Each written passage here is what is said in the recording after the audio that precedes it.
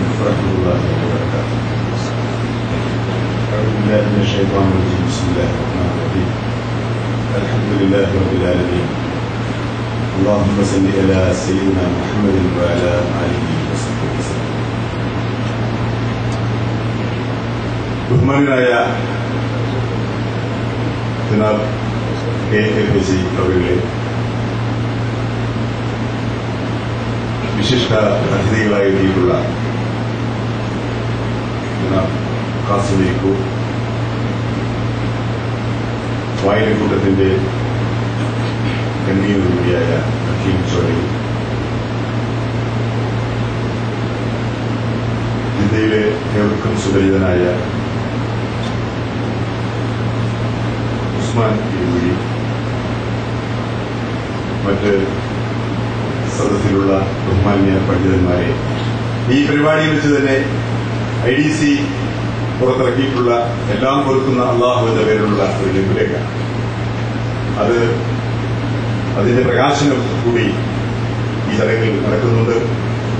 അത് ബഹുമാന്യനായ ഡോക്ടർ കുഞ്ഞു മുഹമ്മദ് അവരുകൾ ജില്ലയിലെ സാമൂഹിക സാംസ്കാരിക പ്രവർത്തകനായ ഇസ്മായിൽ നീരാടിന് നൽകിക്കൊണ്ട് അത് നിർവഹിക്കുന്നതാണ്. യാ അല്ലാഹ്, ഇന്ന് പാതിരാക്കി അള്ളാഹു മന്ത്രിച്ചു, നീ ഉറങ്ങണം, എന്നിൽ ചിത്തമുറപ്പിച്ചും നിനക്കുറങ്ങണം.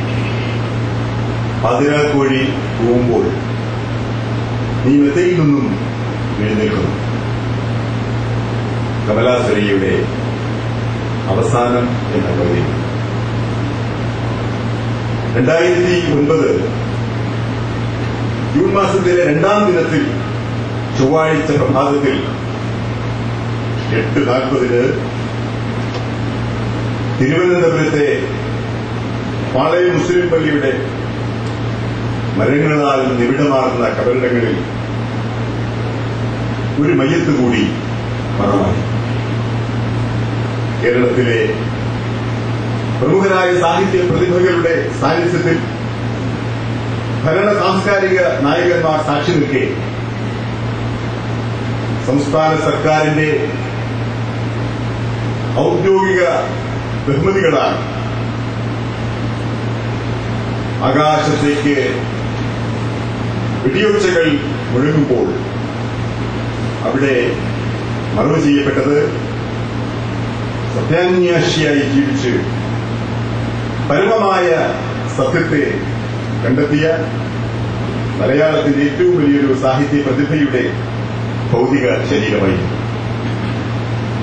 മാധവിക്കുട്ടിയായി ജനിച്ച് കമലാദാസായി ലോകമായി വളർന്ന് സുരയ്യയായി ഈ ലോകത്തോട് വിട പറഞ്ഞ കമലാസുരയ്യ ആംഗലേയ സാഹിത്യത്തിലെ കവിതകളിലൂടെയും മലയാളത്തിലെ കഥകളിലൂടെയും സാഹിത്യരംഗത്തെ നിരന്തരം ജ്വലിപ്പിച്ചുകൊണ്ടിരുന്ന നക്ഷത്ര തേജസ്സായിരുന്നു അന്നിവിടെ അസ്തമിച്ചത്. മലയാളിയെ സംബന്ധിച്ചിടത്തോളം കേവലം ഒരു എഴുത്തുകാരി മാത്രമായിരുന്നില്ല കമലാസുരയ്യ. സാമൂഹ്യ സാംസ്കാരിക ജീവിതത്തിൽ നിരന്തരം ഭൂകമ്പങ്ങൾ സൃഷ്ടിച്ച് ശരാശരി മലയാളിയുടെ യാഥാസ്ഥിക മൂല്യങ്ങളെയും സങ്കല്പങ്ങളെയും അവിരാമം ചോദ്യം ചെയ്ത വിഗ്രഹബന്ധകമായ നിലപാടുകൾ സ്വീകരിച്ച കലാപകാരിയായിരുന്നു. ഇന്ത്യക്ക് പുറത്ത് അറിയപ്പെട്ട ഏക മലയാളി എഴുത്തുകാരി കമലാസുരയ്യ. കഥയിലും കവിതയിലും സ്വന്തമായി സിംഹാസനങ്ങൾ നേടിയ അനിതര സാധാരണമായ ഒരു പ്രതിഭാവിലാസമായിരുന്നു കമലാസുരയ്യ. ഒരു പ്രശസ്തമായ യാഥാസ്ഥിക ഹൈന്ദവ കുടുംബത്തിൽ പിറന്ന, ഇന്ത്യയിലെ വൻ നഗരങ്ങളിൽ തുറന്ന ജീവിതം ശീലിച്ചു വളർന്ന, അപരിചിത നഗരങ്ങളിൽ മദ്യപിച്ചിരുന്നവൾ ഞാനാണ്, ഏകാകിനി ഞാനാണ്, ചിരിക്കുന്നവൾ ഞാനാണ്, പ്രേമിക്കുന്നവൾ ഞാനാണ്, അപമാനിതയാകുന്നവളും ഞാൻ തന്നെ എന്ന് കവിത കുറിച്ച അതേ തൂലികത്തുമ്പിൽ നിന്ന് തന്നെയാണ് കാലത്തിന്റെ പ്രയാണത്തിൽ മനുഷ്യകരങ്ങളിൽ മാത്രം അഭയം നേടിയവൾ സുരയ്യ വഴി തെറ്റിയിട്ടാവാം മലഞ്ചെരുവുകളിൽ അലഞ്ഞവൾ, ഏത് മുഹൂർത്തത്തിലാണ് നിന്റെ തുറന്നിട്ട കവാടം ഞാൻ ദർശിച്ചത്? നിന്റെ അരമനയിൽ വെച്ച് എന്റെ മുഖം നഷ്ടപ്പെട്ടു, എന്റെ പേര്. എന്നീ വരികളും വിരചിതമായത് എന്നത് നാം മനസ്സിലാക്കേണ്ടത്.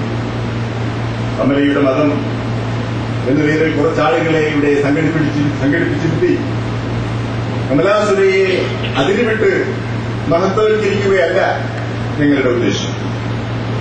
ഇസ്ലാമിന്റെ കാലത്തെയും മഹത് വനിതകളായ ഉമ്മുഹാത്തുൽ മോമിനീങ്ങളെ പോലെ, ഉമ്മുഹാത്തുൽ മോമിനാത്തുകളെ പോലെ, നബീസത്തുൽ മിസ്രിയെ പോലെ മുസ്ലിം ഉമ്മത്തിന്, വിശിഷ്യ സ്ത്രീ സമൂഹത്തിന് മാതൃകായോഗ്യ ആകേണ്ട ഉത്തമ വനിതാരത്നമാണ് സുരയ്യ എന്ന തരത്തിൽ മഹത്വവൽക്കരിക്കാൻ മാത്രം ബുദ്ധിശൂന്യരല്ല ഞങ്ങൾ. പക്ഷേ നാം മനസ്സിലാക്കേണ്ട, മറ്റുള്ളവരുടെ ശ്രദ്ധ തിരിക്കേണ്ട ചില വസ്തുതകളുണ്ട്. പ്രതികൂല സാഹചര്യങ്ങളിൽ ജനിച്ചു വളർന്ന ഒരു ലോകപ്രശസ്തയായ സാഹിത്യകാരിയുടെ മനസ്സ്, അത് അള്ളാഹുവിനോടുള്ള സ്നേഹാതിരേകത്താൽ വികാര തരളിതമായി മാറിയെങ്കിൽ അത് സമൂഹത്തിന് നൽകുന്ന പാഠം എന്താണ്? സുരയ്യയുടെ അവസാനകാല കവിതകളിൽ പ്രത്യേകിച്ച് മത പരിവർത്തനത്തിന് ശേഷം വിരിച്ചവയിൽ നിറഞ്ഞു തുളുമ്പി ഒഴുകിയെത്തിയത് അള്ളാഹുവിനോടുള്ള അനുരാഗമാണ്. സ്വർഗം തേടിയുള്ള തീർത്ഥയാത്രകളാണ് അവയൊക്കെ. കമലകലയിൽ നിറഞ്ഞു നുരഞ്ഞ ഈ ആത്മീയ സൗരഭ്യം അവരുടെ ജീവിത വീക്ഷണം തന്നെയായിരുന്നു. എഴുത്തും ജീവിതവും അവരെ സംബന്ധിച്ചിടത്തോളം ഭിന്നമായിരുന്നു. സഹായം തേടി എത്തുന്നവരാരെയും നെറുകയോടെ മടക്കാതിരുന്ന, സ്നേഹിക്കുന്നവർക്ക് പകരം സ്നേഹം മാത്രമല്ല ദാനം ചെയ്യുന്നവർക്ക് ദൈവം വീണ്ടും വീണ്ടും നൽകുകയുള്ളൂ എന്ന് പറയുക മാത്രമല്ല പ്രവൃത്തിയിലൂടെ അനുഷ്ഠിച്ചിരുന്ന ഒരു സവിശേഷ വ്യക്തിത്വത്തിനുടമയായിരുന്നു സുരയ്യ. ജീവിതത്തിന്റെ ഏറ്റവും വലിയ മൂല്യം സ്നേഹമാണെന്നവർ വിശ്വസിച്ചിരുന്നു. വൈധവ്യത്തിന്റെ വ്യാകുലതകളും ആകുലതകളും ഒക്കെ അനുഭവിച്ചറിഞ്ഞ കമലയ്ക്ക് ഇസ്ലാം വിഭാവനം ചെയ്യുന്ന സ്നേഹവും വിധവകൾക്കും സ്ത്രീകൾക്ക് പൊതുവിലും നൽകുന്ന പ്രാധാന്യവും മനസ്സിലാക്കുമ്പോൾ മാനസികമായി ആ മധുരോദാരമായ പ്രത്യയശാസ്ത്രവുമായി ഇഴുകിച്ചേരാൻ കുതിച്ചു പോവുക സ്വാഭാവികമാണ്. പൂമുഖത്ത് നിൽക്കുന്ന കമലയെ കാണുന്ന അയൽവാസി സ്ത്രീ വാതായനങ്ങൾ ശക്തിയോടെ അടച്ചു പിന്മാറുന്നതും, പാതവക്കിൽ മുഖാമുഖം നടന്നു എത്തുന്ന സ്ത്രീ അശ്രീകരമെന്ന് പറഞ്ഞ് പിന്തിരിഞ്ഞു നടക്കുന്നതുമൊക്കെ തീഷ്ണാനുഭവങ്ങളായി ചങ്കിലേറ്റിയ കമലാദാസിന് ഇസ്ലാമിന്റെ വിശ്വവിശാലമായ മാനവികതയുടെ അടരുകൾ അപലഷണീയമായി മാറിയെങ്കിൽ നമുക്കവിടെ അത്ഭുതത്തിന് അവകാശമില്ല. സ്വത്തും വസ്തുവകകളും അനന്തരമെടുക്കും പോലെ വിശ്വാസം അനന്തരമായി ലഭിച്ചു എന്നതിൽ കവിഞ്ഞ് ആ വിശ്വാസ ജീവിത പ്രത്യയശാസ്ത്രത്തിന് അനുസൃതമായി ജീവിക്കുന്നുണ്ടോ ഞാനും നിങ്ങളുമൊക്കെ? നമ്മുടെ വിശ്വാസത്തിന്റെ ആഴവും പരപ്പവുമൊക്കെ നമുക്ക് തന്നെ മനസ്സിലാക്കുന്ന തരത്തിലാണ് ഉള്ളത്. അല്ലാഹുവേ, നിന്റെ സ്വർഗം മോഹിച്ചാണ് ഞാൻ നിന്നെ ആരാധിക്കുന്നതെങ്കിൽ എന്നെ നീ സ്വർഗത്തിന്റെ 7 അയലത്ത് പോലും അടുപ്പിക്കരുതേ. നിന്റെ നരകാഗ്നിയുടെ ഭീകരതയെ പേടിച്ചാണ് നിന്നെ ഞാൻ ആരാധിക്കുന്നതെങ്കിൽ എന്നെ നീ ആ അഗ്നികുണ്ഡത്തിലുണ്ട് ഇട്ട് വെന്തുരുക്കുക. എന്നാൽ ഞാൻ നിന്റെ സ്നേഹം മാത്രം കാക്ഷിച്ചാണ് നിന്നെ ഉപാസിക്കുന്നതെങ്കിൽ നീ എന്നെ കൈവെടിയരുതെന്ന് മാത്രം എന്ന് പണ്ട് ബസ്രയിലെ സൂഫി കവയത്രി റാബിയത്തുൽ അദവിയ പാടിയെങ്കിൽ അതിന് സമാനമായ മാനസം പേറുന്ന ഒരു കവയത്രിയെയാണ് കമലാസുരയ്യയിൽ കാണാൻ കഴിയുക. അവരുടെ അവസാനകാല കവിതാ സമാഹാരങ്ങളിലൊന്നായ യാ അല്ലാഹുവിൽ അത്തരം ചില ചിന്താശകലങ്ങൾ മനസ്സിൽ സൂക്ഷിക്കുന്ന ഇലാഹിന്റെ മുന്നിൽ പൂർണ്ണ സമർപ്പണമാർന്ന മനസ്സിന്റെ ഗദ്ഗതങ്ങൾ നമുക്ക് കേൾക്കാൻ കഴിയും. സുരയ്യയുടെ കവിതാ സമാഹാരം യാ അല്ലാ. കമലാസുരയ്യ എഴുതി. യാ അല്ലാ, പുലർക്കാല വെയിലിൽ വീട്ടുമുറ്റത്ത് ഓടിക്കളിക്കുന്ന പെൺകുട്ടിയായിരുന്നു ഞാൻ. എന്നെ പരീക്ഷണങ്ങൾക്ക് വിധേയയാക്കിയത് നീയാണ്. മരുഭൂവിന്റെ ക്രൗര്യതകൾ ഞാൻ അനുഭവിച്ചറിഞ്ഞു. കള്ളിയെന്നും കാന്തരം നിന്റെ നിലാവിൽ കുളിപ്പിച്ചത് അസത്യവചനങ്ങൾ ഉതിർക്കുന്നവരെ.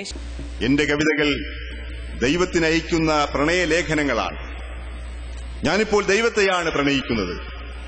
ദൈവത്തെ അഗാധമായി പ്രണയിക്കുമ്പോൾ ഞാൻ ഒറ്റയ്ക്കല്ല എന്ന് തോന്നലുണ്ടാവും. അദൃശ്യമായ ഒരു കരുത്ത് എന്നെ വലയം ചെയ്യും. പ്രണയ കവിതകളല്ല, പ്രണയ പ്രാർത്ഥനകളാണ് ഞാനിപ്പോൾ എഴുതുന്നത് എന്ന് കമലാ സുരയ്യ പറയുമ്പോൾ നാം അവരെ എങ്ങനെയാണ് വിലയിരുത്തേണ്ടത്? ഇവിടെ റാബിയത്തുൽ അദവിയെക്കുറിച്ച് പരാമർശിക്കുമ്പോൾ അതിനോട് ചേർത്ത് നാം ഓർക്കേണ്ട ഒരു കാര്യമുണ്ട്. ഒരു കാലത്ത് യഥാർത്ഥ ഇസ്ലാമിക സരണിയിൽ നിന്ന് പുറത്താണ് റാബിയത്തുൽ അദവിയെപ്പോലുള്ള സൂഫി ചിന്തകൾ അവർ എന്നൊക്കെ പറയുകയും പ്രചരിപ്പിക്കുകയും പ്രസിദ്ധീകരണങ്ങൾ എഴുതുകയും ചെയ്ത ചില ആളുകൾ മാധവിക്കുട്ടി കമലാ സുരയ്യയെ മഹത്വവൽക്കരിക്കുന്നതിന്റെ പേരിലാണെങ്കിൽ പോലും റാബിയത്തുൽ അദവിയെ പോലുള്ളവരെ അംഗീകരിക്കുന്നു എന്ന മഹത്തായ ഒരു കാര്യം കൂടി നാം ശ്രദ്ധിക്കേണ്ടതുണ്ട്. 14 വയസ്സ് തികയുന്നതിനു മുമ്പ് റിസർവ് ബാങ്ക് ഉദ്യോഗസ്ഥനായിരുന്ന മാധവദാസുമായി കമലയുടെ വിവാഹം നടത്തിയിരുന്നു. തുടർന്നാണ് ഇന്ത്യയിലെ വൻ നഗരങ്ങളായ കൽക്കത്തയിലും ബോംബെയിലും ഭർത്താവുമൊത്ത് കഴിഞ്ഞിരുന്നത്. മലയാളിയെയും മലയാളിത്വത്തെയും വേണ്ടവണ്ണം അറിയാൻ കഴിയാതിരുന്ന സാഹചര്യങ്ങളായിരുന്നു ആ നാളുകളിൽ. കേരളത്തിലെ ഒരു സാധാരണ നായർ സ്ത്രീയുടെ ലോകവീക്ഷണമോ ജീവിതമോ ആയിരുന്നില്ല സുരയ്യയുടേത്. അതിനാൽ തന്നെ അവരെ അളക്കാൻ ഉപയോഗിച്ച മാനദണ്ഡങ്ങൾ അപര്യാപ്തമായിരുന്നു. സത്യമായിട്ടും ഏതോ ഒരു പരുന്തിന്റെ കുഞ്ഞു വന്നിട്ട് ചവറ്റലക്കിളിയുടെ കൂട്ടിൽ താമസമാക്കാൻ ഒരുങ്ങിയ മാതിരിയാണ് എന്റെ കേരളവാസം. ഞാൻ ചിറകുകൾ ഉയർത്തിയാൽ കൂട് പൊളിയും. അതുകൊണ്ട് ചിറകുകളെല്ലാം ഒതുക്കി ജീവിക്കുവാൻ ശ്രമിക്കുകയാണ്. ഈ ചവറ്റലക്കിളികളുടെ കൂടിനകത്ത് കഴിയുന്നതിന്റെ വേദനയാണ് സഹിക്കാൻ കഴിയാത്തത് എന്ന് സുരയ്യ ഒരു അഭിമുഖത്തിൽ പറയുന്നുണ്ട്. എന്റെ കഥ എന്ന അവരുടെ കൃതി അത്തരത്തിലൊരു ചിറക് വിടർത്തലായിരുന്നു. മലയാള സാഹിത്യത്തിൽ അതുവരെ ഇല്ലാതിരുന്ന പുതിയൊരു തലം വാർത്തെടുക്കാനുള്ള ധീരത പ്രകടിപ്പിക്കുകയായിരുന്നു എന്റെ കഥാകാരിയെന്ന് പ്രശസ്ത നിരൂപകൻ TJS ജോർജ് പറഞ്ഞിട്ടുണ്ട്. മാധവിക്കുട്ടിയുടെ സൃഷ്ടികളിൽ അശ്ലീലതയുടെ അതിപ്രസരം കൊട്ടിഘോഷിക്കപ്പെടുന്നു എന്നത് വിവാദവിധേയമായ എന്റെ കഥ പോലുള്ള രചനകളാണ്. മലയാള സാഹിത്യ ചരിത്രത്തിലെ മുഴുനീള അശ്ലീലതകൾക്ക് നേരെ കണ്ണടച്ചുകൊണ്ടാണ് ഈ വിമർശനം എന്ന് നമുക്കറിയാവുന്നതാണ്. നായികയുടെ ആപാദചൂട വർണ്ണന നടത്തുന്ന മണിപ്രവാള സാഹിത്യകൃതികളെ വിസ്മരിച്ചുകൊണ്ടാണ് കമലയുടെ രചനകൾക്ക് നേരെ ചാടുന്നത് എന്ന് നാം മനസ്സിലാക്കണം. അശ്ലീലതയുടെ നേർചിത്രങ്ങൾ മാത്രം വരച്ചു കാട്ടുന്ന കൃതികൾ നമ്മുടെ കൊച്ചു കേരളത്തിൽ പാഠപുസ്തകങ്ങളാക്കി പഠിപ്പിക്കുന്നതിന് പോലും ഇന്നും ആർക്കും എതിർപ്പില്ല. ഭാഷയുടെ പിതാവെന്ന് കരുതപ്പെടുന്ന എഴുത്തച്ഛന്റെ അശ്ലീലത അവർക്ക് പുണ്യഗ്രന്ഥങ്ങളിലെ വിശുദ്ധ വചനങ്ങളാണ്. കാളിദാസന്റെ പാർവതീ വർണ്ണനയും മറ്റും ആരും ചോദ്യം ചെയ്തതായി കേട്ടിട്ടില്ല. തീർച്ചയായും സാഹിത്യകൃതികളെ നന്മ തിന്മകളുടെയും ശ്ലീലാശ്ലീലതകളുടെയും പക്ഷത്തു നിന്ന് വിലയിരുത്തുവാൻ ആർക്കും അവകാശമുണ്ട്. ഇത്തരത്തിൽ വിലയിരുത്തപ്പെടേണ്ടവരിൽ നിന്ന് മുക്തയല്ല മാധവിക്കുട്ടിയും. എന്നാൽ അവരെ അപമാനിക്കുക, അവമതിക്കുക എന്നീ നീച ലക്ഷ്യങ്ങളോടെ ഫാസിസ്റ്റ് പക്ഷത്തു നിന്നുള്ള വിലയിരുത്തലുകൾ നാം തിരിച്ചറിയേണ്ടതുണ്ട്. സ്ത്രീയുടെ തിളച്ചുമറിയുന്ന ആത്മാവിനെ കഥകളിലൂടെ സ്വതന്ത്രമാക്കുവാൻ ശ്രമിച്ചപ്പോഴും അവർക്ക് ഒരുപാട് പഴികൾ കേൾക്കേണ്ടി വന്നിട്ടുണ്ട്. ഒരു കാലത്ത് പരുന്തുകൾ എന്ന കഥയിൽ അവർ എഴുതി, നിങ്ങൾക്ക് സ്വാതന്ത്ര്യത്തെപ്പറ്റി എന്തറിയാം? മറ്റുള്ളവർ സജ്ജീകരിച്ച ഒരു മുറിയിൽ എല്ലാ വ്യക്തിത്വവും മറന്ന ഒരു മൂലയിൽ ചൂളിക്കഴിഞ്ഞുകൂടുന്ന ഒരു ശുഷ്ക ജീവിയാണ് നിങ്ങളുടെ മനസ്സ്. അതെപ്പോഴെങ്കിലും സ്വാതന്ത്ര്യം അറിഞ്ഞിട്ടുണ്ടോ? എന്റേതോ അത് പരുന്തിനെ പോലെ ആകാശത്തിൽ പറക്കുന്നു. ജലാശയങ്ങളുടെ മീതെ, മരത്തോപ്പുകളുടെ മീതെ ആകാശത്തിന് വരമ്പുകളില്ല, ചതിക്കുഴികളില്ല. എന്നാൽ ഈ വരികൾ കോറിയിട്ട കമലാ സുരയ്യ ഒടുവിൽ സ്വാതന്ത്ര്യം സ്ത്രീയെ സംബന്ധിച്ചിടത്തോളം ആവശ്യമില്ലെന്നും പർദ്ദയുടെ സുരക്ഷിതത്വമാണ് താൻ കാംക്ഷിക്കുന്നതെന്നും പർദ്ദ സ്ത്രീയുടെ രക്ഷാകവചമാണെന്നും പറയുകയുണ്ടായി. യാഥാർത്ഥ്യങ്ങൾ ഉൾക്കൊള്ളാനും മനസ്സിലാക്കാനും ഒരു യൗവനം മുഴുവൻ പാഴാക്കേണ്ടി വന്നതിലുള്ള നഷ്ടബോധം അവരുടെ രചനകളിൽ സ്പഷ്ടമായിരുന്നു. ഓരോ പുരുഷനും ഓരോ ഋതുവാണ്. പക്ഷേ നീ അനശ്വരതയാണ്. ഇതെന്നെ പഠിപ്പിക്കുവാൻ അനേകം പേരുടെ കൈകളിലേക്ക് പോകുന്ന നാണയത്തുട്ടുകൾ എന്ന പോലെ നീ എന്റെ യൗവനം നഷ്ടപ്പെടുത്താൻ അനുവദിച്ചു. ഓരോ പുരുഷനും ഓരോ ഋതുവാണ് എന്നതിൽ നീ അനശ്വരതയാണ് എന്ന് പറയുമ്പോൾ അത് മർത്യ ജീവിതത്തിന് അപ്പുറമുള്ള സങ്കല്പമാണ്. അങ്ങനെ സുരയ്യ പിന്നീട് എത്തിച്ചേർന്ന അലൗകിക ജീവിത വിചാരത്തിന്റെ അങ്കുരം ആദ്യകാല കവിതകളിൽ തന്നെ തലനീട്ടുന്നതായി നമുക്ക് കാണാൻ കഴിയും. മാധവിക്കുട്ടി എഴുത്തുകാരിയുടെ ഇസ്ലാമിലേക്കുള്ള വരവ് കേരളീയ സമൂഹത്തിൽ വളരെ വലിയ ഒച്ചപ്പാടുകൾ ഉണ്ടാക്കിയിരുന്നു. അവരുടെ ജീവിതശൈലിയും സാഹിത്യകൃതികളുമൊക്കെ പരിചയിച്ചവർക്കൊക്കെ ഇത്തരമൊരു മാറ്റം അവിശ്വസനീയവുമായിരുന്നു.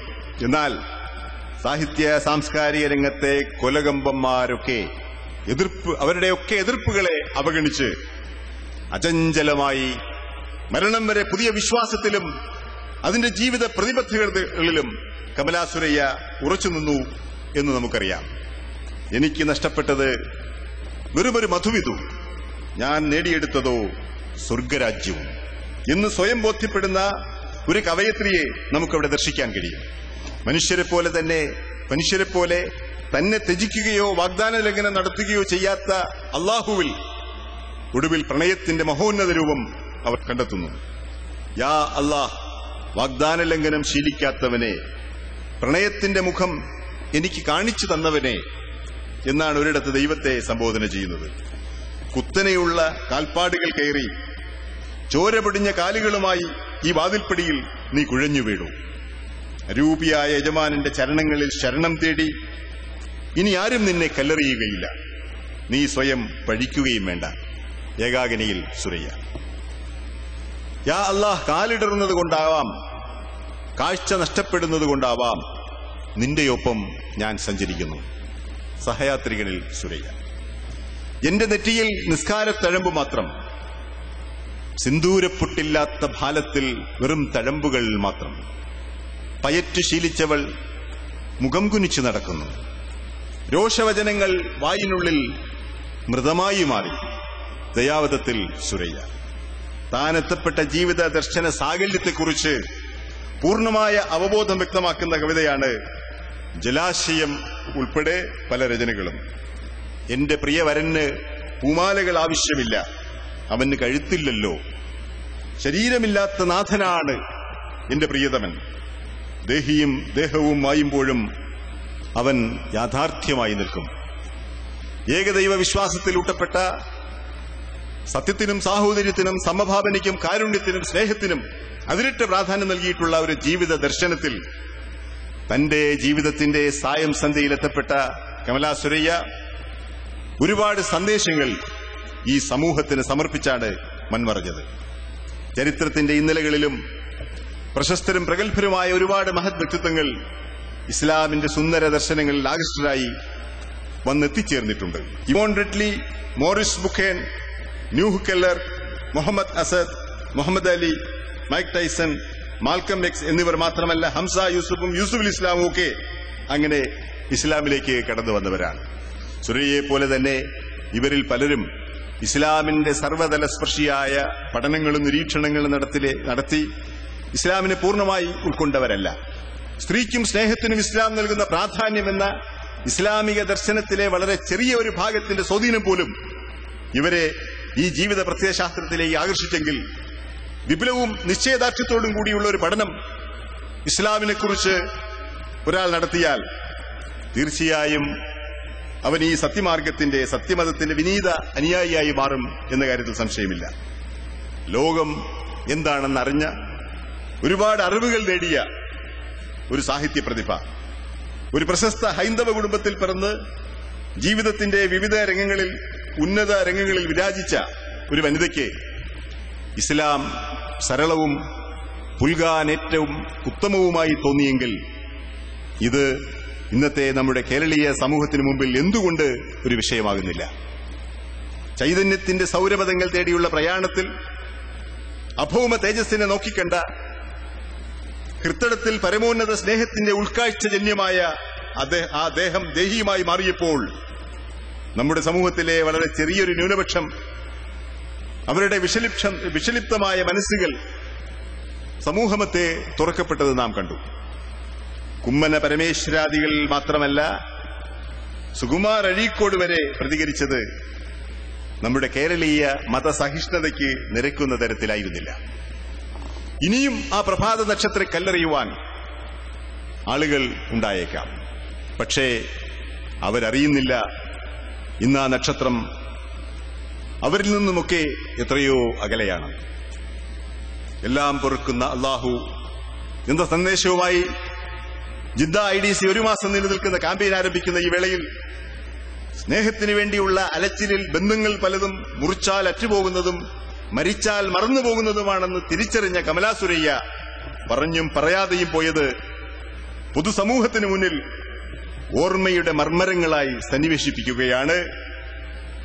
ഇവിടെ അള്ളാഹു അത്യുദാരനാണ്. ആത്മാർത്ഥമായി പശ്ചാത്തപിക്കുന്നവർക്ക് എത്ര തന്നെ വലിയ പാപങ്ങളാണെങ്കിലും അവൻ പുറത്തു കൊടുക്കുന്നു. അള്ളാഹു പറയുന്നു, മർത്യ, നീ എന്നോട് പ്രാർത്ഥിക്കുകയും എന്റെ കാരുണ്യം ആശിക്കുകയും ചെയ്യുന്നിടത്തോളം നിന്റെ പാപങ്ങൾ നോക്കാതെ നിനക്ക് ഞാൻ പുറത്തു തരും. നിന്റെ തെറ്റുകൾ വാനോളം എത്തുന്നതാണെങ്കിൽ കൂടിയും നീ എന്നോട് മാപ്പിരന്നാൽ ഞാൻ നിനക്ക് പുറത്തു തരും. ഭൂമിയോളം തന്നെ പാപങ്ങൾ നീ ചെയ്തു കൂട്ടിയാലും നീ എന്റെ അടുത്ത് വന്നാൽ എന്നിൽ നിന്ന് നീ മറ്റൊന്നിനെയും പങ്കുചേർക്കാത്തവനായിട്ടാണ് എന്നെ നീ കണ്ടുമുട്ടുന്നതെങ്കിൽ ആ പാപങ്ങളുടെ അത്ര തന്നെ മാപ്പുകളുമായി ഞാൻ നിന്റെ അടുത്ത് വരുന്നതാണ്. നബിവചനം. എല്ലാം പൊറുക്കുന്നവനാണവൻ. മുറിച്ചാലോ മരിച്ചാലോ ഒരിക്കലും മുറിഞ്ഞു പോവുകയോ മാഞ്ഞു പോവുകയോ ചെയ്യാത്ത ദൃഢവും സത്യസ്നിഗ്ധ ശുദ്ധവുമായ ഏകമഹാശക്തി അത് അള്ളാഹുവാണ്. അവനെ അതിരിട്ട് സ്നേഹിച്ചാലേ സ്നേഹദാഹം ശമിക്കുകയുള്ളൂ എന്ന് സുരയ്യ തിരിച്ചറിഞ്ഞപ്പോൾ അള്ളാഹുവിനോടുള്ള അതിരറ്റ സ്നേഹാതിരേകത്താൽ യാ അല്ലാഹ് എന്ന് നിർവിശ്വാസമയച്ച് അവർ അള്ളാഹുവിലേക്ക് മടങ്ങിപ്പോയി, നിത്യമായ ഗേഹത്തിലേക്ക്. നിന്റെ ചുവടുകൾ ഇവിടെ അവസാനിക്കുന്നു. സുരയ്യ എന്ന യാത്രികെ അവരുടെ വരികളാണ്. പ്രേമിച്ചു മരിച്ച ഭർത്താവെ, പ്രേമിച്ചു വേറിട്ട കാമുക, നിങ്ങൾക്കറിയില്ല ഞാൻ സുരക്ഷിതയാണെന്ന്, ഞാൻ സനാഥയായെന്ന്. യാ അല്ലാഹ്, സർവസ്തുതിയും നിനക്കത്രേ. ഇസ്ലാം പ്രകാശത്തിന്റെ ചൈതന്യമാണ്. ഈ ചൈതന്യത്തെ കണ്ടറിഞ്ഞ് ഇസ്ലാം ആശ്ലേഷിച്ചവരിൽ എണ്ണിയാലൊടുങ്ങാത്ത പ്രതിഭാശാലികളുണ്ട്. ലോകപ്രശസ്തരായ ഒട്ടനവധി വ്യക്തിത്വങ്ങളുണ്ട്.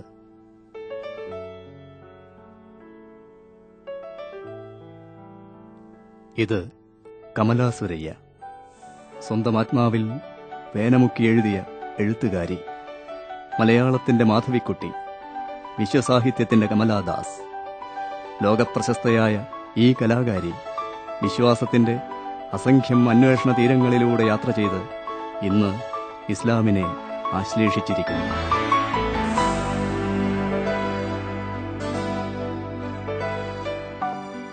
ഒരു ഡിസംബറിൽ ഞാൻ കലൂരിൽ, ഒരുപക്ഷെ റിന്യൂവൽ സെന്ററിൽ വെച്ചിട്ടായിരിക്കാം, ഒരു മാനവീയോത്സവം ഉദ്ഘാടനം ചെയ്തുകൊണ്ട് പെട്ടെന്ന് പറഞ്ഞുപോയി, പരമകാരുണികനായ അല്ലാഹുവിന്റെ പേരിൽ ഞാൻ ഈ ഉത്സവം ഉദ്ഘാടനം ചെയ്യുന്നു.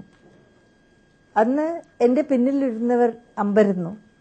ഇതൊരു ഹിന്ദു സ്ത്രീ, ഹിന്ദു ജീവിതശൈലി അംഗീകരിച്ച് ഇതേവരെ ജീവിച്ചവർ പെട്ടെന്ന് എന്തുകൊണ്ട് അല്ലാഹുവിന്റെ പേരിൽ ഇത് ഉദ്ഘാടനം ചെയ്തു? എനിക്കറിയില്ല. കാരുണ്യം എന്ന വാക്ക് എന്നെ ആകർഷിച്ചിരിക്കാം. പിന്നെ കേരള സമൂഹത്തിൽ എപ്പോഴും എനിക്ക് പരിഹാസം കിട്ടിയിരുന്നു. ഞാൻ ചെയ്യുന്നതെല്ലാം തെറ്റാണെന്ന് ഓർമ്മപ്പെടുത്താറുണ്ട് പലരും. സമൂഹത്തിന്റെ നെടുംതൂണുകൾ പറയും, അത് തെറ്റായിരുന്നില്ലേ, ഇത് തെറ്റായിരുന്നില്ലേ. എൻ്റെ മക്കളെ ഞാൻ ലാളിച്ചതും സ്നേഹിച്ചതും ശിക്ഷിക്കാതിരുന്നതും തെറ്റാണെന്ന് ബന്ധുക്കൾ പറഞ്ഞു. ഇതെല്ലാം കേട്ട് ഞാൻ ആകെ വിവശയായിരുന്നു. പുറത്തു തരാൻ കഴിവുള്ള ഒരു ദൈവത്തെ അന്വേഷിക്കുകയായിരുന്നു ഞാൻ. തെറ്റാണെന്ന് എനിക്ക് ബോധ്യം വന്നിട്ടില്ലായിരുന്നു. ഞാൻ ചെയ്തതൊന്നും തെറ്റായിട്ട് ഞാൻ കണ്ടിട്ടില്ല. എൻ്റെ മനസ്സിലുള്ള കാരുണ്യം നിമിത്തം ഞാൻ ചില തെറ്റുകൾ ചെയ്തുവെന്ന് പലരും പറഞ്ഞു. എന്തുകൊണ്ട് കാരുണ്യം വളർത്തിയെടുക്കുന്നു? എന്തുകൊണ്ട് ഞങ്ങളെപ്പോലെ പരിഹസിച്ചുകൂടാ, അന്യോന്യം വെറുത്തുകൂടാ? ആ ചോദ്യം ഞാനും എന്നോട് ചോദിക്കാറുണ്ട്. എന്തുകൊണ്ട് നിനക്ക് പരിഹസിച്ചുകൂടാ? എല്ലാവരെയും വെറുത്ത് നിനക്കൊരു മാന്യ പദവി ആർജിച്ചുകൂടെ? അതൊന്നും സാധിക്കില്ല എന്ന് മനസ്സിലായത് വാർദ്ധക്യത്തിലാണ്. എൻ്റെ ജീവിതശൈലി മാറ്റാൻ എനിക്ക് കഴിയില്ല. പ്രേമമല്ലാതെ ഭക്തി അറിഞ്ഞിരുന്നില്ല. അമ്പലത്തിലൊന്നും പോയിട്ട് കാലം മറന്നിരുന്നു. 10-20 വർഷമായിട്ട് അവിടെ ഒന്നും കടന്നിരുന്നില്ല. കാരണം കരിങ്കല്ലിലും ചിത്രത്തിലും ദൈവമുണ്ടാവില്ല എന്ന് ഞാൻ മനസ്സിലാക്കി കഴിഞ്ഞിരുന്നു. അങ്ങനെ ഇരിക്കുമ്പോൾ ഞാൻ വിചാരിച്ചു, 100 ദൈവങ്ങളെ പ്രാർത്ഥിക്കാതെ ഒരാളിൽ ലയിക്കുക, ആ ആളെ സ്നേഹിക്കുക. എന്നിട്ടാണ് ഞാൻ അല്ലാഹുവിനെ തേടിയത്, കണ്ടത്. ഇപ്പോൾ എനിക്ക് ഒരു ബന്ധം ഞാൻ സ്ഥാപിച്ചു കഴിഞ്ഞു. പലരും എന്നെ പരിഹസിക്കുന്നുണ്ട്. ഞങ്ങൾക്കൊന്നും നേടാൻ കഴിയാത്ത പദവി നിനക്കെങ്ങനെ കിട്ടും? നിനക്കെങ്ങനെ അല്ലാഹുവിനെ പഠിക്കാം? ഞങ്ങൾ ഒരു ജീവകാലം മുഴുവൻ പുസ്തകങ്ങൾ വായിച്ച് അല്ലാഹുവിനെ പഠിച്ചവരാണ്. എന്നിട്ടും നിനക്ക് അല്ലാഹുവിൻ്റെ സാമീപ്യം കിട്ടുന്നുണ്ടെന്ന് നീ പറയുമ്പോൾ ഞങ്ങൾ വിശ്വസിക്കില്ല. ഞാൻ പല പണ്ഡിതന്മാരെയും കണ്ടു. ഖത്തറിലും അബുദാബിയിലും എവിടെയും മതപണ്ഡിതന്മാരെ പരിചയപ്പെടാൻ എനിക്ക് സാധിച്ചു. ഏറ്റവും വിനയാന്വിതനായ ഒരു മഹാപണ്ഡിതൻ ഖത്തർ യൂണിവേഴ്സിറ്റിയിലുണ്ട്. വയോവൃദ്ധനാണ്, പക്ഷെ മൃദുവായി സംസാരിക്കും. എനിക്ക് തർജ്ജമ ചെയ്തു തരാൻ ഒരാൾ കൂടെ ഉണ്ടായിരുന്നു. മലയാളവും അറബിയും മനസ്സിലായ ആൾ, അല്ലെങ്കിൽ ഇംഗ്ലീഷും അറബിയും. യൂസഫ് അൽ ഖർദാവി വളരെ മൃദുലമായിട്ടുള്ള ഒരു ശൈലിയിൽ അദ്ദേഹം ഉപദേശിക്കുന്ന മാതിരിയല്ല, ഒരു വഴി കാണിച്ചു തരുന്ന മാതിരി, വഴി കാണിച്ചു തരുന്ന ഒരു ചൂട്ട് പോലെ അദ്ദേഹം കുറച്ച് സമയം എന്നോട് സംസാരിക്കുമ്പോൾ എൻ്റെ മുമ്പിൽ നടന്നു. ഞാൻ വിചാരിച്ചു അതുപോലെ ആവണം. എനിക്ക് തനിച്ച് പഠിക്കണം. ഗുരു ഇതുവരെ ഉണ്ടായിട്ടില്ല എനിക്ക്. തനിച്ച് എൻ്റെ അന്ധക്കരണം തന്നെ എൻ്റെ ഗുരുവായിരിക്കും. എനിക്ക് വിളക്ക് കാണിച്ച് ഈ വനത്തിൻ്റെ ഉള്ളിൽ കൂടി എന്നെ നടത്തുന്നത് എൻ്റെ അന്ധക്കരണം മാത്രമാണ്. അതിനെ ഞാൻ അല്ലാഹു എന്ന് വിളിക്കുന്നു. കേൾക്കുന്നുണ്ട്, അവ്യക്തമായ ഏതോ ഭാഷയിൽ മാർഗനിർദ്ദേശം തരുന്നുണ്ട് എന്ന് പറയുന്നത് വാസ്തവത്തിലും അവനാണ്, സർവശക്തനാണ് എന്ന് ഞാൻ പൂർണ്ണമായി വിശ്വസിച്ചു തുടങ്ങിയിരിക്കുന്നു. എനിക്ക് മതം മാറിയതിൽ പശ്ചാത്താപമില്ല.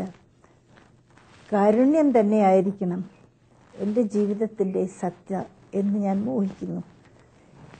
എൻ്റെ മുഖത്ത് ചിലർ പറഞ്ഞു, അല്ലാഹുവിൽ വിശ്വസിച്ചു തുടങ്ങിയതിന് ശേഷം ഭക്തിയുടെ ചൈതന്യമുണ്ടെന്ന്. ഞാൻ പറയുന്നു, ഭക്തിയുടെ ചിരാതുകൾക്ക് പിന്നിൽ വേറെയും തീനാളങ്ങളുണ്ട്. അത് പ്രേമിച്ചവളുടെ ചൈതന്യമാണ്, പ്രേമമാണ് ആ വിളക്കുകളെ കത്തിച്ചത്.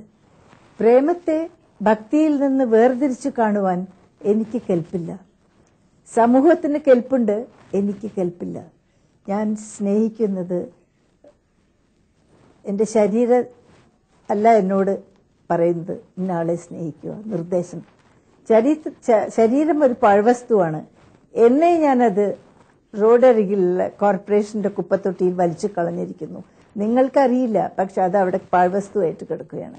അപ്പോൾ ഞാൻ സ്നേഹിക്കുന്നത്, ഞാൻ ആകർഷണ വലയത്തിൽപ്പെടുമ്പോൾ ഞാൻ വിചാരിക്കും ഇതെൻ്റെ ആത്മാവാണ്. ആത്മാവിൻ്റെ രോദനമാണ് നിങ്ങൾ കേൾക്കുന്നത്, ശരീരമല്ല. ശരീരമാണെന്ന് പറഞ്ഞ് പലരും എന്നെ പരിഹസിച്ച് എഴുതും. ഇത്ര വാർദ്ധക്യത്തിലും നിങ്ങൾ പ്രേമം എന്ന് എഴുതുന്നു. ആത്മാവിന് വാർദ്ധക്യമില്ല എന്ന് ഞാൻ പിന്നെയും പിന്നെയും അവരോട് പറഞ്ഞ് മനസ്സിലാക്കുന്നു. ആത്മാവിന് ദീനമില്ല, അത് ശൈശവമില്ല, വാർദ്ധക്യമില്ല, അവസാനമില്ല. അത് ജീവിക്കുകയും ചെയ്യും. ഞാൻ സ്വർഗലോകത്തിൽ വിശ്വസിക്കുന്നു.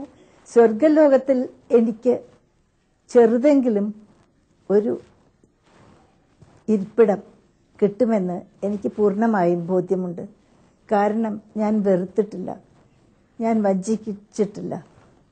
ആത്മാവിൻ്റെ സംവാദം ദൈവത്തോട് നടക്കുന്നത് മിക്കവാറും രാത്രിയാണ്. 3 മണിയുടെ നമസ്കാരത്തിൽ ഞാൻ ചോദിക്കും ഉത്തരങ്ങൾ. മൗനത്തിൽ തന്നെ ഞാൻ ചികഞ്ഞെടുക്കും ഓരോ രഹസ്യങ്ങൾ, ജീവിത രഹസ്യങ്ങൾ. ഞാൻ സംതൃപ്തയാണ്, ശാന്തി ലഭിച്ചവളാണ്.